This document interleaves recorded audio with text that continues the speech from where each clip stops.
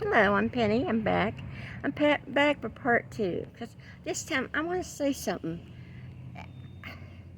As sad as it might sound, ironically, some things happened that really turned out to be okay. It did. Nothing I ever had happened ever ended in forever tragedy. There's always there's another side to the story. For every negative, there's a positive. And that's just like my, things that happened. Something I forgot to talk about was when I was 9 and I learned some of this stuff was going on and they were starting to get into the court situation. My thought was, well, if they do steal me, if they take me, I'm going to get back at them. And I know I was like a 9-year-old, almost 10 at that time, and 10, or 10. And I was saying, they're going to get me a horse and they'll get me a clarinet because back then I thought I was going to, play with Lawrence Welk when I got big. And then, the horse thing, I was always fascinated with horses. So, naturally, hey, you can wrong me, you're getting me a dang horse. We got some ground rules here. Or I'm not going to be an easy child, and I wasn't. And that was it. Even though I wasn't. Because what ended up being was her being a narcissistic mother. And, she was a dangerous person anyways, because I remember when I was little, my grandmother on my Aunt's side and my dad's side would talk about her and Bob getting in fights, and that's how come he had all them scars on his face, is she had put them there. So, I was smart enough to have a little fear about the lady, but I also, this wasn't going to go all her way. And some way or another, this was going to end up, and I was going to win this rodeo. And I did end up getting into rodeos a little bit, but, she didn't want me to do very good because, I wasn't her golden child. And I jokingly make that comment. And then later on, I learned, I was the invisible child. But, getting on to Oklahoma,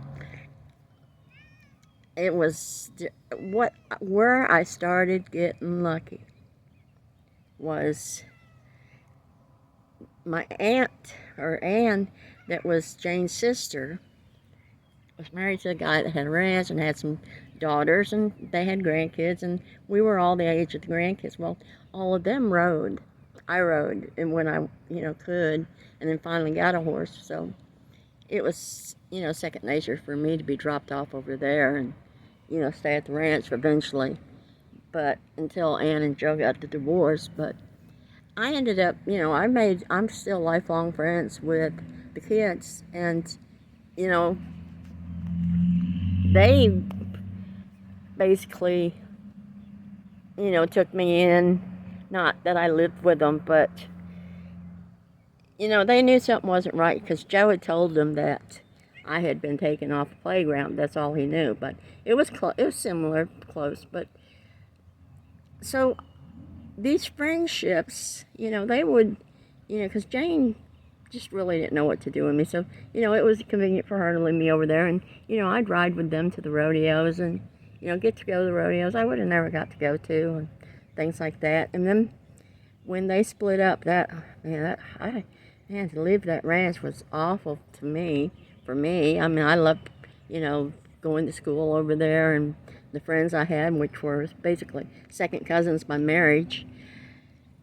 And, still to this day, we're there on my Facebook. My biological sisters, they ain't on my Facebook. They're blocked.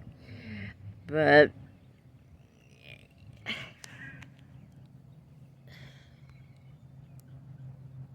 I'm sorry, I thought I heard somebody. But anyways, it worked. Some things worked out. I mean, with the horse stuff and getting along with them because they taught me a lot. And when I got to Claremore, though, I was kind of a fish out of water again. And this is where I realized yesterday that, you know what? I had made some really good friends when I was at Claymore. And they, are still lifelong friends. And thanks to Facebook, you get to talk to them here and there. Of course, depending on what relationships you're in, afterwards and whatever, things get kind of limited. You kind of, just, you do it off to the side or whatever. It's not that you're doing anything bad. It's just, it's hard for, the thing about when you have a narcissistic mother, they tend to groom you to where you end up having narcissistic relationships. After Claymore, we went to Catoosa, but let's go backwards to Claymore. Claymore is where I really made some lifelong friends, and I made some damn good lifelong friends. And I had, for instance, and this is what I could never understand what some of Jane's problems were, but basically, I was making friendships, and even before it prior, I had friendships and was getting along with people.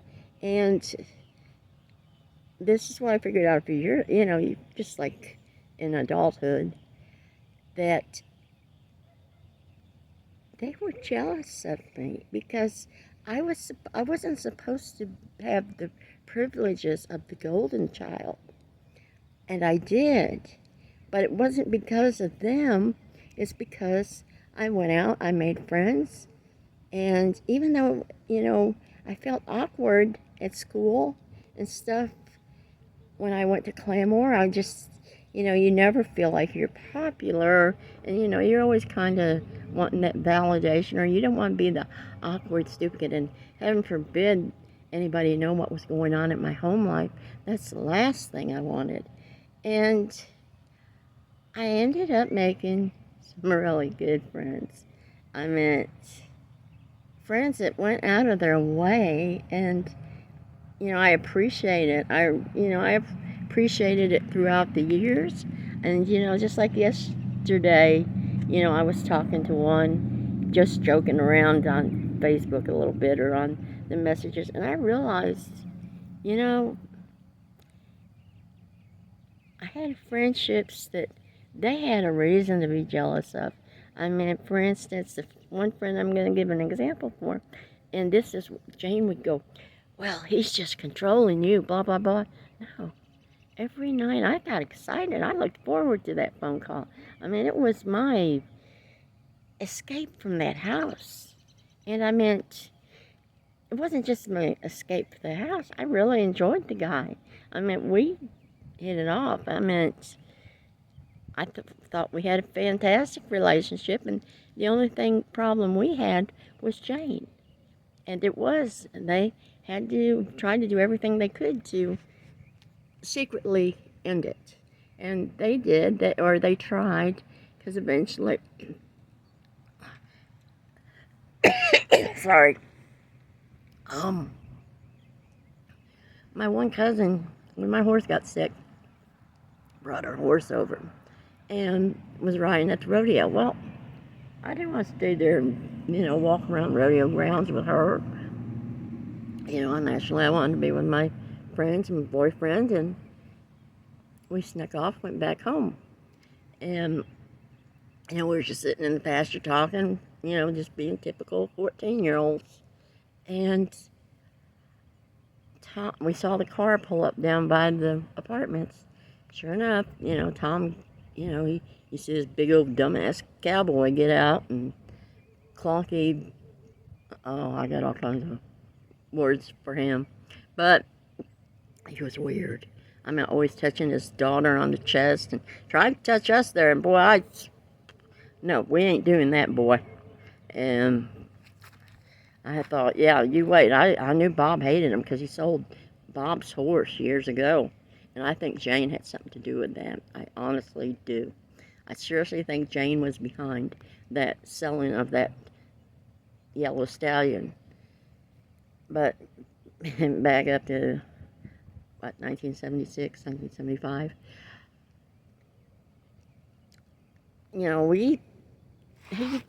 He just was super nice to me. I mean, he would call me every night. He'd walk up and see me at the pasture.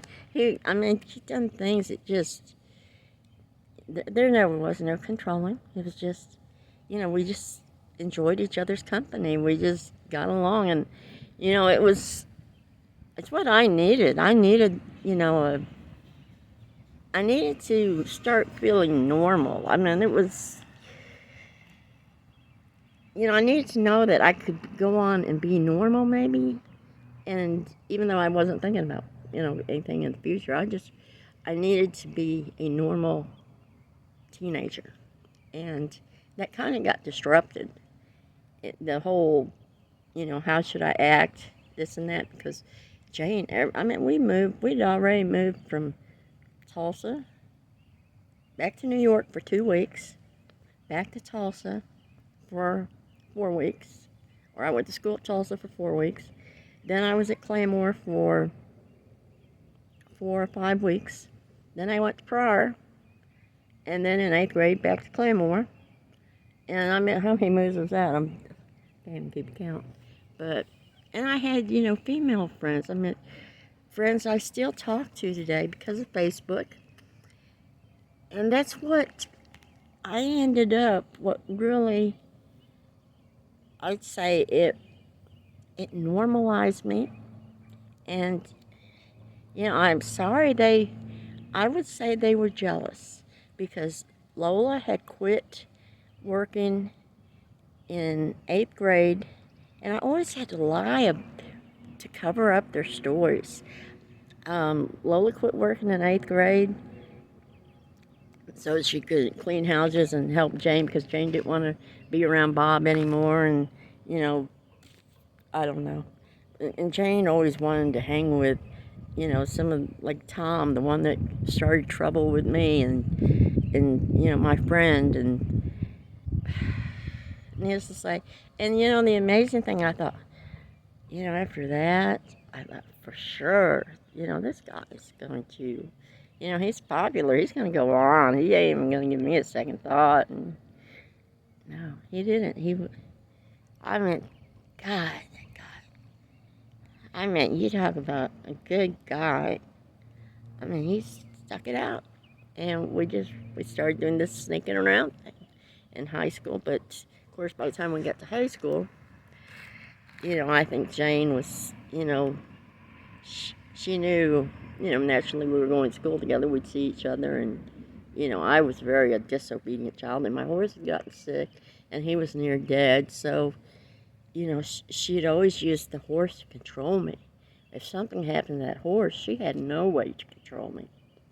And on my 16th birthday of all days, he died.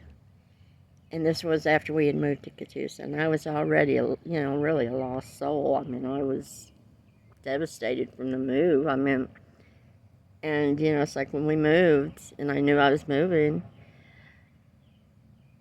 I had to tell my friends, and, that's when this guy and I broke up, because, we knew, back then you didn't have cell phones. You had long-distance phones. We were a year from our driver's licenses, and, we just had to move on.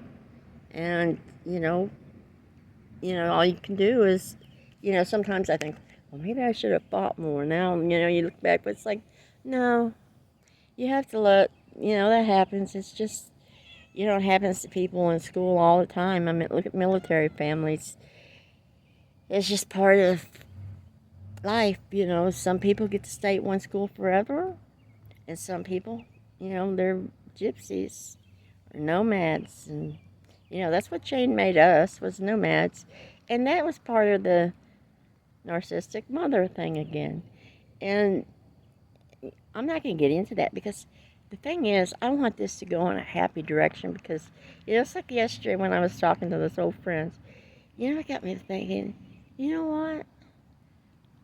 I found a lot of happy places, mentally, and, when we'd hang out together, and, even my, female friends and stuff. And, they hated it, because this was stuff that was happening to me. And you know what? And I could see, this guy was doing all this for me. Nobody was doing that for Jane. Nobody was doing that for Lola. Me. Just me. I mean,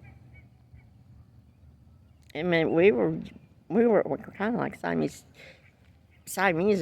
I guess. I don't know, but that doesn't sound good neither, because that's just weird. But the connections I made is what got me through things that would have been and could have been so much worse. I think that's what that's a gift, I guess. I got karma. I didn't know anything about karma then, but karma was letting me watch things that worked out. And it's like now, because I was always told you couldn't talk about it. You had to keep all this stuff secret. And to me, it's like, okay, I don't want to dwell on it, because I have good thoughts since then. Good events have happened. I've had fun with people. It's in the past. And that's the thing about when childhood trauma happens, you have to grab onto those angels, maybe, or these wonderful people that don't have to do a damn thing for you, but they come in your life. And, they may not, be you may not do, holidays decades later. You may just have a few minutes here and there on Messenger, but it just is enough that, even if you're going through another bad situation,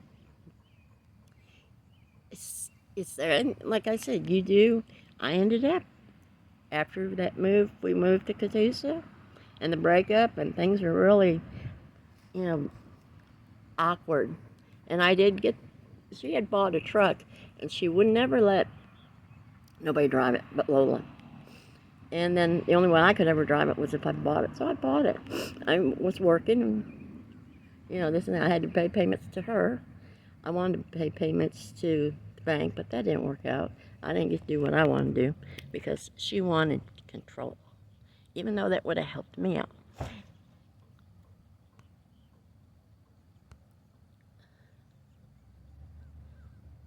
Anyways, okay, sorry, back to this. It would have helped me out.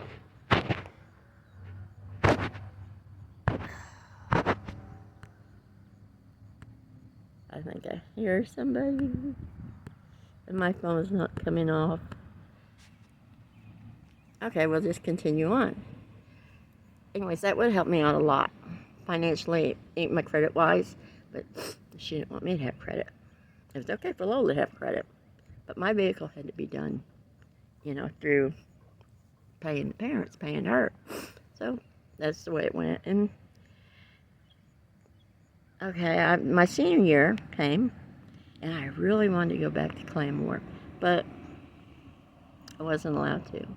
She knew if I went back to Claymore, maybe I would have got back with the guy, but, by then, he had already had another girlfriend. I mean, that was an adjustment when I learned that, but that's teenage stuff. You have to separate it. There's natural growth. You have to that's life. You have to go on. You mature, you grow, you have them teenage relationships, and then move on.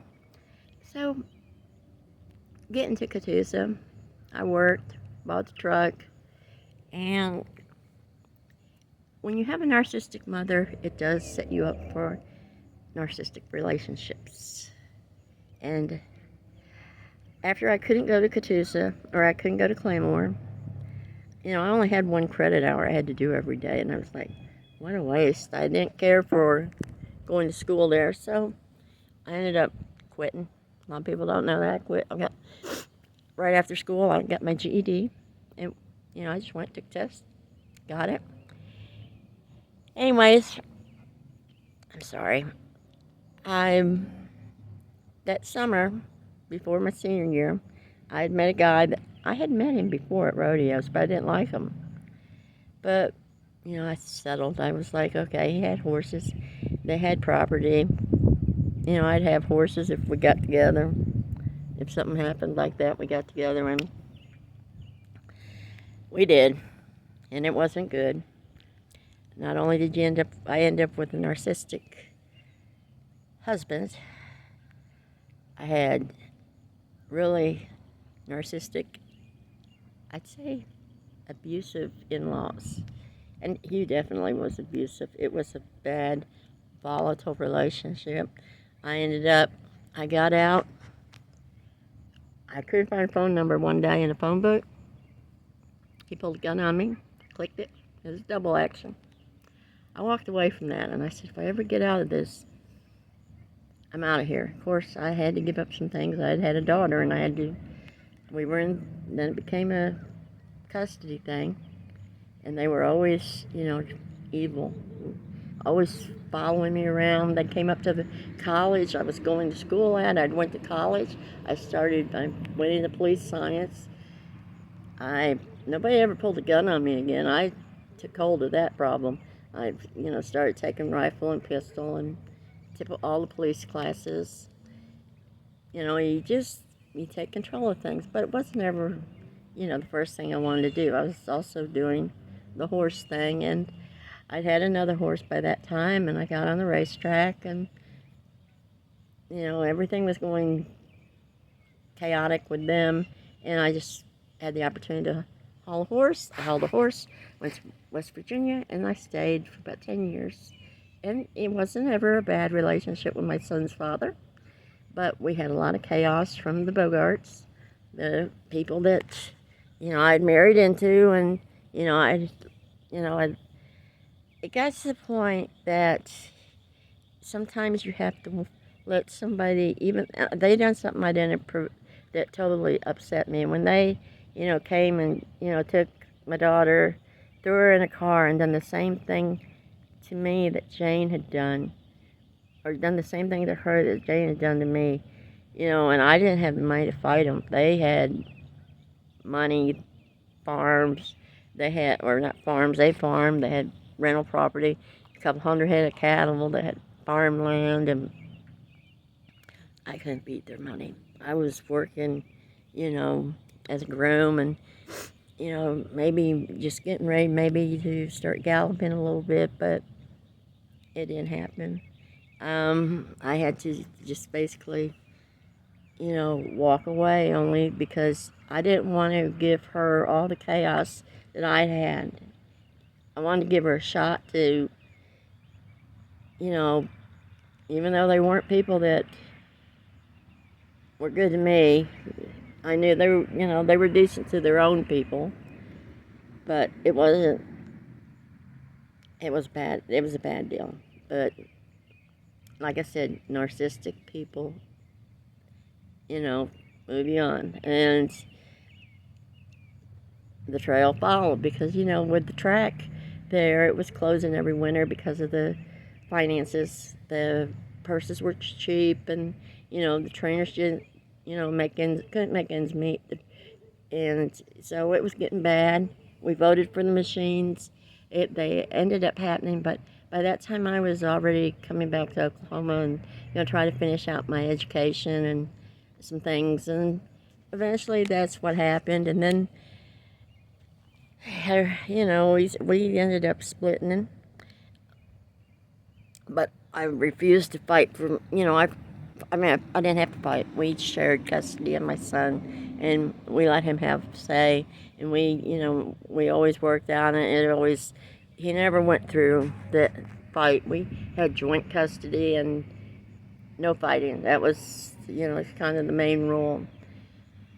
And then, well, I run into the guy I knew from the racetrack there, and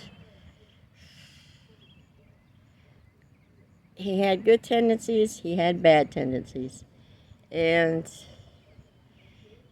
he was another narcissist. And it was always together, break up, together, break up. And 2020 happened, and we were split up. Well, then he got cancer, and I'm the type of person, okay, I'll help you. And I did, and then it was, his mother died, and then it was like his DUIs got him in jail, and, you know, it was, by the time you get late in your 50s, you get tired of fighting the rodeo, you get tired of fighting certain battles, but then you start having property, and you can't just walk away from it. You've got, you know, and at some point, you know, you put enough years and blood and sweat into it, you're not going to walk away from property. I mean, that's your home, and you've got more years behind you than you're ever going to have in front of you, and, you know, what can I say? But the whole thing is, all the bad, there's always a lot more good. And I don't want this channel to go into, because I just, you know, been listening to these people. Oh, my husband done this, but then I remarried and he was a narcissist, and, you know, 4 or 5 chapters on, they're still talking about, I'm not doing that. I don't want to make this a clickbait channel, you know, whining about some damn narcissist. You know, you take the bull by the horns, and, you know, you take control of things. You know, if you know, for instance, okay, we got the property stuff going on. I'm not walking away from it. I'm not walking away from it. I mean, I'm not going to be homeless and then some pimbo come get what I've got years with this guy with, and it's like, no. I'm sorry. You want to be a jerk or whatever, you know what? You can go on your end of the house. I'll stay on my end of the house. And I'm going to do this YouTube thing. But it is going to be a good thing. And it is going to be, I'm not going to use all my negatives in life to make it clickbait. We are not doing clickbait over, you know, my stupid negatives in life. We're going to look at the positive things. I mean, focus on these people that came into my life that, you know, really were and are great people that, you know, I kind of feel sorry for sometimes. I'm, you know, watched them through years, and I think a lot of people just didn't see what I saw maybe, and just don't appreciate them the way they deserve to be appreciated. And I don't always jump forward and, you know, gush on people. I sit back because I don't want to be in the way. I don't want to be old fish. You know, you get, they say, you know, companies like old fish, after 3 days, you're ready for it to get out of the house. Well, that's the same way with, I might not text somebody for months, and it's not because the window of opportunity or talking is not that I don't want them. I respect that they've got a life, and I want them to enjoy it. I don't want to be anybody's nuisance just because, you know, maybe, you know, we met during a time that, man, I was having a pathetic life. I want the good parts to come out, and, you know, I want things to be funny. I mean, because I, you know, had, you know, when I was broke up or with single, I had funny dating stories. And I thought, man, I wish I could tell. I wish I was good at comedy, because especially on these dating apps, oh my God, it's hilarious. I mean, that is a lot more entertaining than me sitting here. Oh, my narcissistic. Oh, fuck it. I'm sorry. I mean, let's, you know, suck it up, you know, let's have some fun and talk about some fun stuff. Maybe some good things seen on YouTube or Facebook, or, you know, This blog ain't gonna be funny or entertaining. We aren't gonna sit around and feel sorry for ourselves, and that's just my rules. You want to feel sorry for yourself, you find you one of them other channels. I'm not feeling sorry for myself. If you want to, you know, be happy, then we'll be happy together. But you want to be sorry for yourself, you can get your ass down the road. And we will finish off at that thought when my phone goes off.